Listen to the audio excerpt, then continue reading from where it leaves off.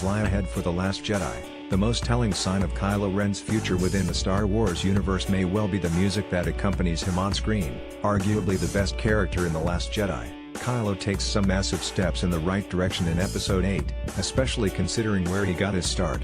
Kylo Ren was actually a pretty divisive character when he was first introduced in The Force Awakens.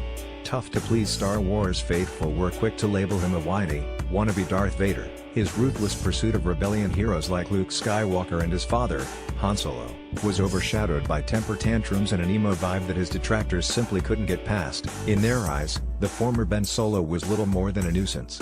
But even Kylo Ren's most ardent supporters couldn't have foreseen how far he would come in The Last Jedi. His back and forth between the dark side and the light was compelling. His move to save Rey by cutting down Supreme Leader Snoke was shocking.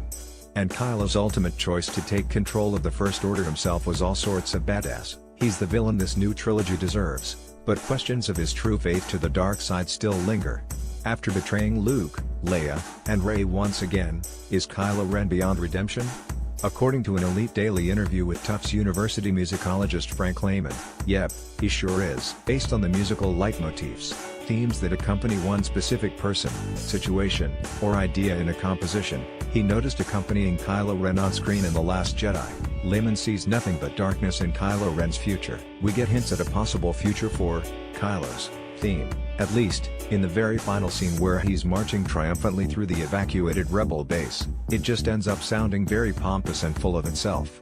Lehman goes on to predict that Kylo will be established as the head of a new empire in Episode 9, thanks to a time jump, but that he'll never quite live up to his role model, Darth Vader. Lehman explains that Kylo is given 3 separate themes in The Last Jedi. The most prominent of them is this defending, growling fanfare, which is over the top in its villainy. It's almost like it's overcompensating for his lack of confidence in himself.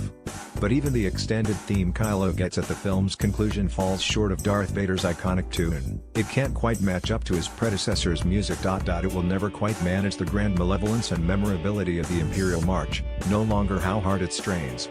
It's very possible that Lehman is reading further into the film's score than director Rian Johnson or composer John Williams ever did. But his findings certainly make sense. He also noticed some clues that underlie TLJ's 2 other big twists, those concerning Rey and Snoke. Rey's theme solely connected to Star Wars' classic Force theme and nothing else, which may be further proof that her parents really are nobodies. Snoke doesn't even really get a theme, meanwhile, which suggests maybe he's not really the most important character.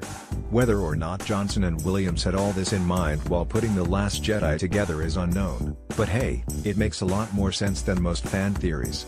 Keep it up, musicologists.